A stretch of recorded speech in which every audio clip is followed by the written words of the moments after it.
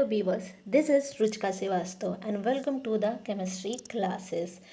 आज की क्लास में हम केमिकल इक्वेशन को बैलेंस करना सीखेंगे। केमिकल इक्वेशन को बैलेंस करने के लिए हमने पिछली क्लास के जैसे ही एनसीईआरटी क्लास 10th की बुक ली है, जिसमें चैप्टर फर्स्ट है केमिकल रिएक्शन एंड इक्वेशन, और इसमें हमने 5-6 क्वेश्चन को सॉल्व किया था प्रीवियस क्लास में, मतलब कि पिछले वीडियो में। अगर आपने नहीं देखा है तो मेरा सजेशन है कि आप उसको ज़रूर देखें, क्योंकि उसमें मैंने बहुत सारी चीज़ें, इंपॉर्टेंट चीज़ें, जैसे कि पॉली एटॉमिक को और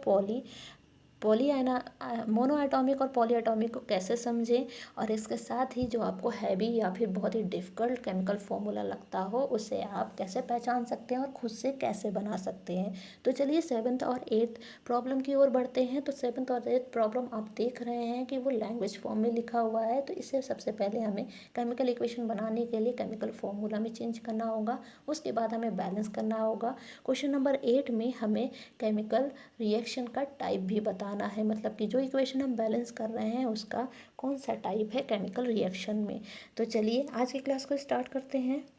आज की क्लास को स्टार्ट करने के लिए मैं एक नोट पैड ले रही हूँ और उसके लिए मैं एक रूल लाइन ले रही हूँ। रूल लाइन का एक पेज है और ये थोड़ा सा पेज को हमने आगे बढ़ा दिया। अब हम पेंसिल लेंगे, अच्छी वाली पेंसिल लेंगे, और चलिए लेट्स स्टार्ट टुडेस क्लास। पहले 7th ए लिया, राइटिंग के साथ थोड़ा सा कंप्रोमाइज़ करिएगा। कैल्शियम हाइड्रोक्साइड है आपका पहला, और ये रिएक्ट कर रहा है किसके साथ में भाई, कार्बन डाइऑक्साइड के साथ में, और फॉर्म कर रहा है calcium carbonate and water molecule. तो हम कैल्शियम कार्बोनेट लिख लेते हैं और लिख लेते हैं वाटर H2O।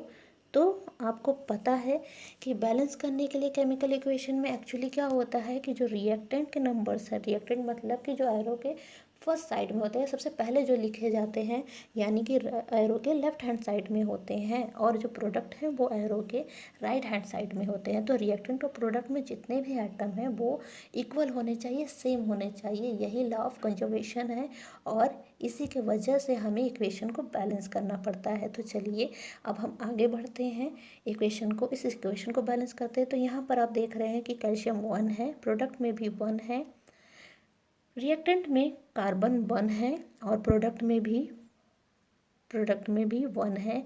और यहाँ पर हाइड्रोजन, क्योंकि ये होल स्क्वायर है तो रिएक्टेंट में हाइड्रोजन 2 है, और प्रोडक्ट में वाटर में हाइड्रोजन जो है वो 2 है। ऑक्सीजन देखते हैं, ऑक्सीजन दो जगह पर है, तो ये होल स्क्वायर का ऑक्सीजन है, यानी कि यहाँ ऑक्सीजन 2 और यहाँ भी ऑक्सीजन 2 मिला के 4 बन गए। प्रोडक्ट में यहाँ पर ऑक्सीजन 3 और ये ऑक्सीजन वाटर का 1 मिल करके ये भी आपका 4 हो गया। तो इस तरह से ये इक्वेशन बैलेंस होती है।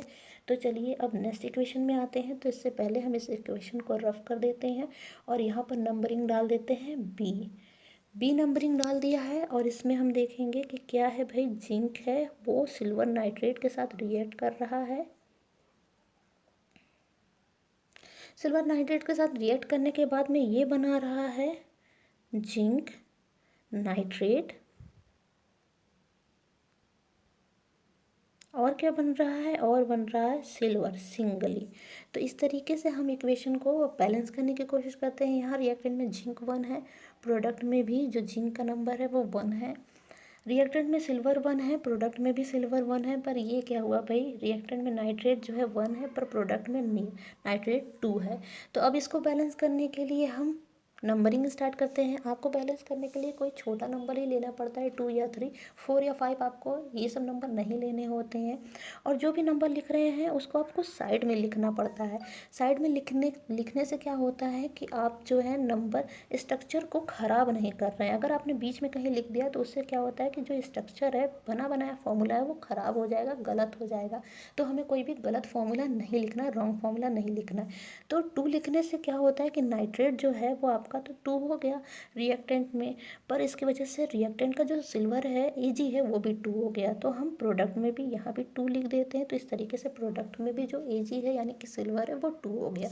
तो इस तरीके से इक्वेशन बैलेंस हो गई। बाकी के जो एलिमेंट्स हैं उसको हमने पहले काउंट कर लिया, जैसे कि जिंक, उसका नंबर सेम है। तो अब हम इसको रफ करते हैं और पहुँचते हैं तीसरे वाले पे, यानी कि 7th का सी। 7th के सी में क्या लिखा हुआ है कि एल्यूमिनियम जो है वो रिएक्ट कर रहा है, किसके साथ रिएक्ट कर रहा है, कॉपर क्लोराइड के साथ रिएक्ट कर रहा है और बना रहा है, क्या बना रहा है भाई, यानी कि डिस्प्लेसमेंट रिएक्शन, एल्यूमिनियम क्लोराइड बना रहा है और साथ में कॉपर बन रहा है। तो इस तरीके से अब हम काउंट करने जा रहे हैं। यहाँ रिएक्टेंट एल्यूमिनियम में 1 है, प्रोडक्ट में भी 1 है, कॉपर में जो रिएक्टेंट है उसमें कॉपर 1 है, प्रोडक्ट में भी कॉपर 1 है। पर ये क्या हुआ भाई, क्लोराइड जो है रिएक्टेंट में 2 है और प्रोडक्ट में 3 है।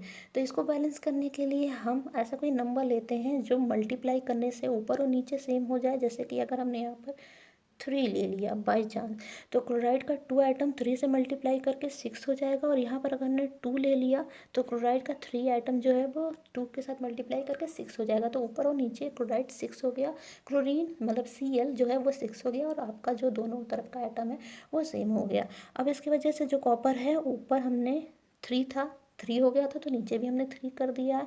और एल्यूमिनियम जो नीचे 2 लिख दिया था तो हमने ऊपर भी 2 लिख दिया। तो इस तरीके से जो रिएक्टेंट है और प्रोडक्ट में आइटम्स हैं वो आपके इक्वल हो जाते हैं, सेम हो जाते हैं। तो अब हम इसको रफ कर दे रहे हैं और हम अब डी वाले पे पहुंचते हैं। तो डी वाले में देखते हैं कि क्या लिखा हुआ है। डी में लिखा हुआ है कि बेरिलियम क्लोराइड है, वो रिएक्ट कर रहा है पोटेशियम सल्फेट के साथ में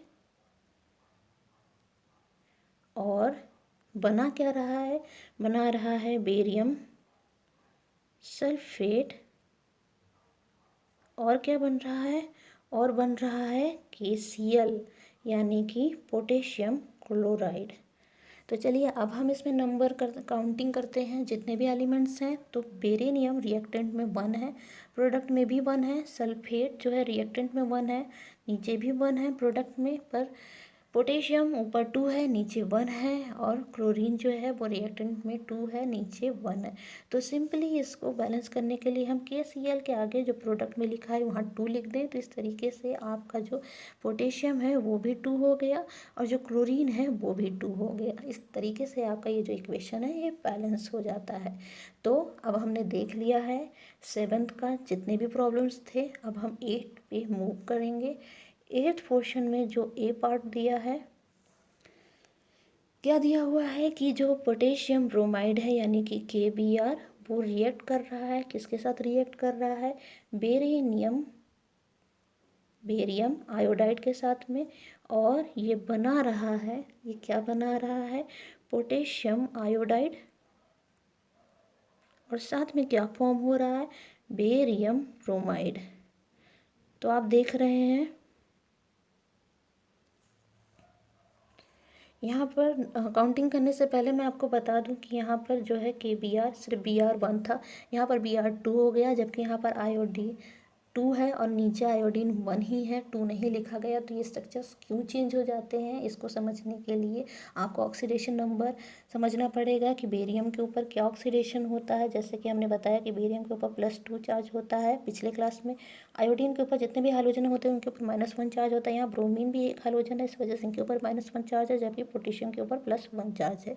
यहाँ पर पोटेशियम के ऊपर +1 चार्ज है, चार्जेस कहीं नहीं बदलते हैं चाहे किस भी एलिमेंट के साथ में वो जॉइंट हो। आयोडीन एक आपका हाइड्रोजन है जिसकी वजह से उसके ऊपर -1 चार्ज है, बेरियम के ऊपर +2 चार्ज है और ब्रोमाइड जो कि ऑलरेडी आपका एक हाइड्रोजन है तो -1 चार्ज है। तो आप देख रहे हैं ऊपर भी ब्रोमाइड -1 नीचे भी -1। ये क्या होते हैं, चार्जेस आपस में एक्सचेंज करते हैं। इस वजह से क्या होता है कि आपका यहाँ पर जो है बेरियम BaI2 हो गया, क्योंकि जो आपका ये बेरियम का 2 था वो आयोडीन पे चला जाता है और जो आयोडीन का 1 था वो बेरियम के ऊपर आ जाता है। 1 लिखा नहीं जाता है इस वजह से, नहीं तो Ba1I2 हो जाता, लेकिन ये आपका Ba2 है। इसी तरीके से हर जगह पर एक्सचेंज हुआ है, आप इसको देख सकते हैं। फिलहाल हम बैलेंसिंग के ऊपर आते हैं।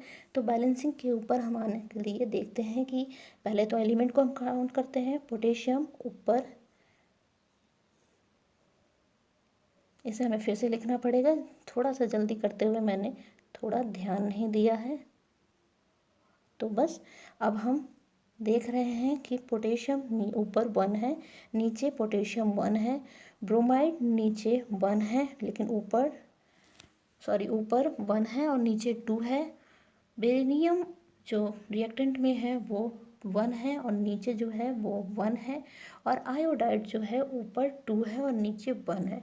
तो भाई इसको समझने के लिए हम क्या कर सकते हैं, सिंपली हम रिएक्टेंट के प्रोडक्ट में हम लिख सकते हैं, जैसे कि ये आपका KI है, पोटेशियम आयोडाइड, इसके आगे हम 2 लिख दें तो जो ऊपर नीचे आपका आयोडीन 2 हो जाएगा, जैसा कि ऊपर 2 है।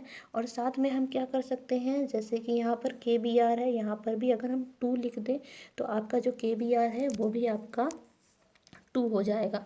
तो इस तरीके से हम देख सकते हैं कि पोटेशियम 2 हो गया है और ब्रोमाइड यहाँ पर 2 हो गया इसकी वजह से, लेकिन यहाँ पर ब्रोमीन जो था वो ऑलरेडी हम ब्रोमीन ब्रोमाइड Br बोल सकते हैं, तो ब्रोमीन जो है वो भी 2 हो गया है। और इस तरीके से आपका ये स्ट्रक्चर जो है बैलेंस हुआ। बेरियम ऊपर 1 था और नीचे भी 1 है, तो इससे कोई इफेक्ट नहीं आया। आयोडीन 2 और यहाँ पर 2 से इंटू करके आयोडीन भी 2 हो गया। तो इस तरीके से ये स्ट्रक्चर आपकी फॉर्म हो गई है। चलिए अब हम नेक्स्ट पे आते हैं। इक्वेशन बैलेंस करने के बाद में एक और चीज़ रह गई थी जो मुझे आपको बताना था, क्योंकि बहुत जल्दी जल्दी में मैंने ये बताया नहीं आपको कि पोटेशियम ब्रोमाइड जब रिएक्ट कर रहा है बेरियम आयोडाइड के साथ में और बना रहा है पोटेशियम आयोडाइड और बेरियम ब्रोमाइड, तो इस तरीके से आप देख रहे हैं दो दो आयंस हैं जो आपस में टूट रहे हैं और एक दूसरे के साथ जुड़ रहे हैं प्रोडक्ट में। रिएक्टेंट के जो प्रोडक्ट जो आपके एलिमेंट्स थे, मतलब कि ये प्लस, ये माइनस, ये प्लस और ये माइनस जो आपस में ब्रेक हुए तो अलग अलग चार्जेस के साथ टूट के मिल गए हैं। तो इस तरीके से ये डिस्प्लेसमेंट डबल डिस्प्लेसमेंट होती है और ये रिएक्शन डबल डिस्प्लेसमेंट का टाइप है। चलिए अब हम इसको रफ करते हैं और 8 का बी पोर्शन देखते हैं। 8 के बी पोर्शन में क्या दिया हुआ है कि जिंक कार्बोनेट है ZnCO3, ये ब्रेक डाउन हो रहा है ZnO प्लस कार्बन डाइऑक्साइड में, यानी कि जिंक ऑक्साइड और साथ में कार्बन डाइऑक्साइड। तो अब हम पहले इसका टाइप ही बता देते हैं जिससे कि बाद में हमें प्रॉब्लम ना हो, हम भूलें ना। तो आप देख रहे हैं कि जो ये लार्जेस्ट मॉलिक्यूल है जिंक कार्बोनेट, वो टूट रहा है छोटे मॉलिक्यूल्स में, छोटे एटम्स में, जैसे कि जिंक ऑक्साइड तो और कार्बन डाइऑक्साइड। तो इस तरीके का जो ये रिएक्शन हुआ वो आपका डिकम्पोजिशन रिएक्शन हुआ। अब चलिए इसके हम नंबर्स को काउंट करते हैं। तो देख लीजिए यहाँ पर जिंक 1 है, यहाँ पर जिंक 1 है प्रोडक्ट में, कार्बन जो है वो रिएक्टेंट में 1 है, नीचे प्रोडक्ट में भी 1 है। ऑक्सीजन में जो ऑक्सीजन है वो आपका रिएक्टेंट में 3 है, और यहाँ पर देखिए ऑक्सीजन यहाँ पर 1 और यहाँ कार्बन डाइऑक्साइड का 2, यानी कि ये भी 3 हो गया। तो ये इक्वेशन ऑलरेडी बैलेंस है, हमको इस इक्वेशन को बैलेंस नहीं करना पड़ा। चलिए अब नेक्स्ट आते हैं 8 का सी में हम देख रहे हैं बहुत ही छोटी सी और आसान सा रिएक्शन है कि हाइड्रोजन और क्लोरीन आपस में जब रिएक्ट करता है तो बनाता है HCl। तो इस तरीके का रिएक्शन आप देख रहे हैं। सबसे पहले मैं आपको बता दूं कि जब भी कोई गैस होती है तो उसको हम फ्री मॉलिक्यूल, जब भी फ्री एटम फॉर्म में लिखते हैं तो उसे डाई एटॉमिक फॉर्म में लिखते हैं, सिंपली H या Cl नहीं लिख सकते हैं, या फिर कंबाइंड फॉर्म में ऐसे लिख दें, नहीं तो अगर सिंगली है तो 2 फॉर्म भी लिखा जाता है। तो भाई इसको आपको आइडिया लग गया होगा कि ये कैसे बैलेंस किया जाएगा। फिलहाल हम इसके टाइप को बता दें कि यहाँ पर 2 छोटे एटम्स जो हैं वो कंबाइंड करके थोड़ा सा बड़ा आइटम बना रहे हैं, तो इस तरीके से कंपाउंड बना रहे हैं। तो इस तरीके से ये रिएक्शन हुई कॉम्बिनेशन रिएक्शन। और यहाँ पर इसको बैलेंस करने के लिए सिंपली आप HCl के आगे 2 लिख दें, तो जैसे कि रिएक्टेंट में हाइड्रोजन 2 है, प्रोडक्ट में भी हाइड्रोजन 2 हो गया, और रिएक्टेंट में Cl2 है तो प्रोडक्ट में भी 2 हो गया। तो इस तरीके से ये इक्वेशन बैलेंस हो गई है। अब हम लास्ट इक्वेशन में पहुँचते हैं, यानी कि 8 का डी। 8 का डी है कि मैग्नीशियम रिएक्ट कर रहा है किसके साथ में, हाइड्रोक्लोरिक एसिड के साथ में, और ये बना रहा है मैग्नीशियम क्लोराइड और साथ में हाइड्रोजन गैस जो कि इवॉल्व हो रही है। तो भाई अब इस रिएक्शन का हमको टाइप बताना है। तो यहाँ पर हम देख सकते हैं कि मैग्नीशियम जो है वो HCl सॉल्यूशन के साथ में क्या होता है, आके मिल जाता है, और यहाँ पर मैग्नीशियम और Cl रिएक्ट करके मैग्नीशियम क्लोराइड बना लेते हैं और हाइड्रोजन को अलग निकाल देते हैं। तो इस तरीके का जो रिएक्शन हुआ आपका ये डिस्प्लेसमेंट रिएक्शन है। तो हमने रिएक्शन का टाइप बता दिया। आप चलिए इसके बैलेंसिंग में आते हैं। तो यहाँ देख रहे हैं कि ये रिएक्टेंट में मैग्नीशियम 1 है, प्रोडक्ट में भी मैग्नीशियम 1 है, हाइड्रोजन जो है वो रिएक्टेंट में 1 है, प्रोडक्ट में 2 है, Cl जो है क्लोरीन या क्लोराइड रिएक्टेंट में 1 है और प्रोडक्ट में 2 है।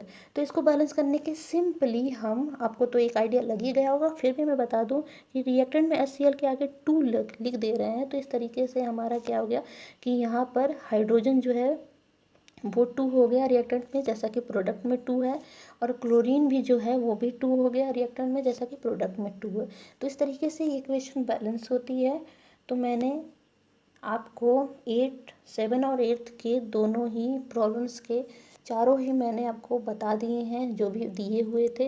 अगर आपको कोई प्रॉब्लम है या आपको कुछ और जानना है तो मुझे कमेंट बॉक्स में बताइएगा। अच्छा लगता है तो इस वीडियो को लाइक करिएगा और सब्सक्राइब तो ज़रूर करिएगा। तो फिलहाल आज के लिए इतना ही, नेक्स्ट टाइम मिलेंगे कुछ नया, कुछ अच्छा समझने के लिए। तो लाइक करिए, कमेंट करिए, और अगर मेरा आपको चैनल अच्छा लगा और आपको और नई नई चीज़ें जाननी है तो प्लीज़ इस वीडियो को या फिर मेरे चैनल को सब्सक्राइब करिए। Thank you.